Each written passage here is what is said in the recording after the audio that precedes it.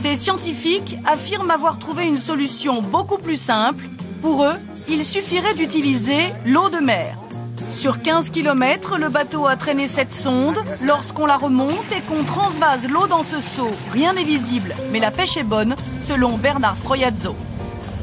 On a du mal à croire, Bernard, que là-dedans, c'est le pétrole du futur. Oui, parce que là, c'est pas encore le pétrole. À haute concentration, oui, ce sera le pétrole du futur. Tout part d'ici. Hein. Ce qu'on veut vous montrer là, c'est que tout part de là. Ça paraît insensé. C'est ça le secret de la technologie. Ça paraît insensé que de cette eau un peu trouble, on va sortir un pétrole, comme vous le verrez, comme je vous le montrerai tout à l'heure. Et de l'eau que vous avez vue, voilà ce qu'il arrive à faire. Petite démonstration.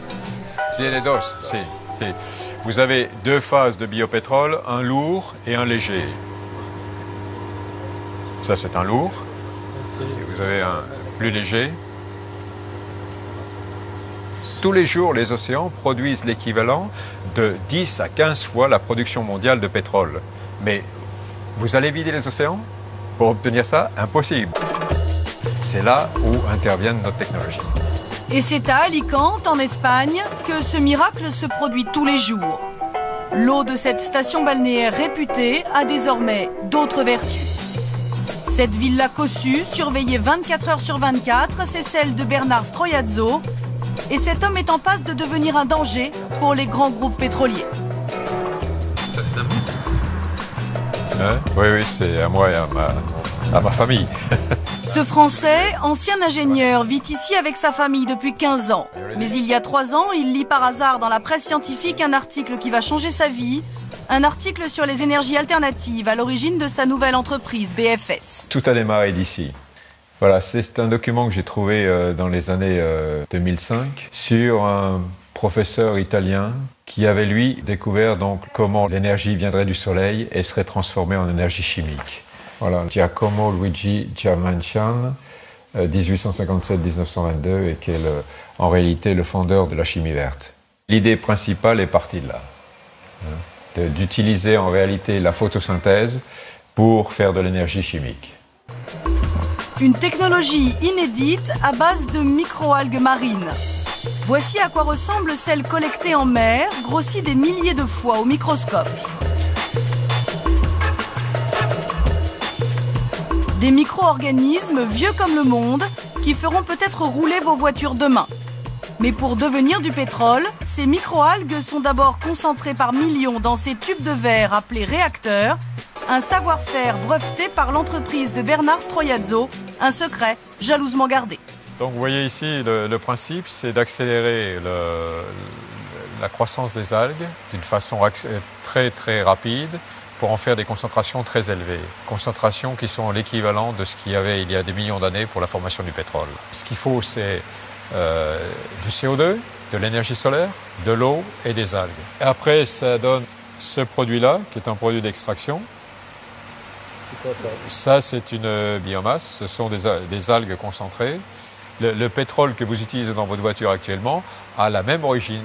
La seule différence, c'est qu'un s'est fait à travers une durée de millions d'années et un autre s'est fait dans la durée de 48 heures ou 72 heures. Bernard Stroiazzo nous invite dans ses bureaux en bord de mer pour nous détailler le procédé. Pascal l'a rejoint il y a 1 an. Auparavant, il élevait des poissons. Aujourd'hui, ce sont des algues qu'il élève. Alors là, vous avez les échantillons du produit qui va sortir en bas. Ça, c'est le résultat, en fin de compte, de notre travail. Et on obtient, premièrement, ce qu'on appelle, nous, la biomasse. C'est vraiment la pâte. Ensuite, la deuxième partie, c'est un séchage, où on obtient, justement, cette forme. C'est un charbon, ok. Et donc, ça, c'est la partie sèche.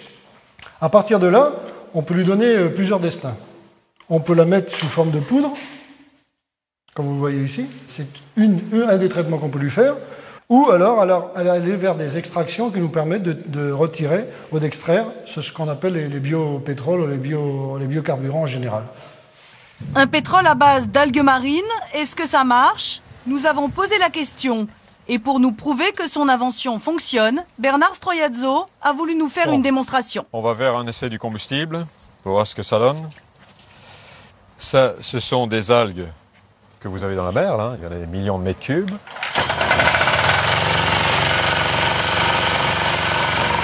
C'est déjà un bon résultat parce que théoriquement, ce pétrole devait être raffiné avant de le mettre dans le moteur. Mais le point important, la preuve importante pour nous, c'est de savoir que le pouvoir énergétique de ce liquide-là permet de faire fonctionner un moteur. Donc il y a très peu de choses maintenant pour terminer le processus. Très peu de choses. Le stade industriel arrive bientôt. Une première usine de production ouvrira ici l'an prochain. En attendant, Bernard reçoit des investisseurs. Hello. Aujourd'hui, ce sont des Brésiliens qui viennent signer des contrats. Ils représentent les intérêts de Petrobras, le géant de l'énergie brésilien. Usted había visto los reactores aquí. Se voy a enseñar antes que... Ils veulent produire du pétrole à base d'algues chez eux. Alors Bernard va leur vanter les avantages de son procédé. The concentration inside of those reactors now is around 200-300 million cells per milliliter. We'll make an extraction tomorrow. And this extraction will go to the process. Vous pensez vraiment que le futur est ici? Absolument. Pour nous, c'est la seule solution pour remplacer le pétrole. Les algues grandissent très vite et les algues, c'est la base de la biomasse. Et avec la biomasse, vous pouvez tout produire. Vous pouvez produire tout ce que vous voulez, du plastique, de la nourriture ou encore du pétrole. Et les choses sont déjà bien avancées. L'idée de Bernard Stroiazzo devient réalité. Il vient de vendre une usine de production clé en main.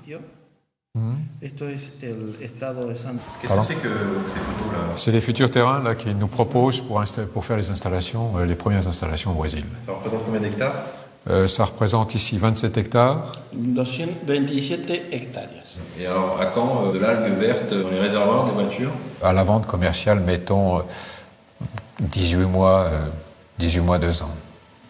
C'est-à-dire que dans 18 mois, oui. voire 2 ans, oui. on aura du carburant vert oui. à base de phytoplancton oui. dans les réservoirs des voitures voilà. de Monsieur Tout-le-Monde. Voilà. Vous aurez ce produit-là dans le réservoir de Monsieur Tout-le-Monde. Bon, dépend également des accords qu'on prendra avec les circuits de distribution, mais c'est possible. À 2 ans, on commencera déjà à vendre le produit pour mettre dans vos voitures. Le baril de biopétrole reviendra alors à $30. Bernard Stroiazzo pense détenir la solution du futur. Mais en attendant, avec quelle voiture roulerons-nous demain lorsque l'or noir aura disparu ?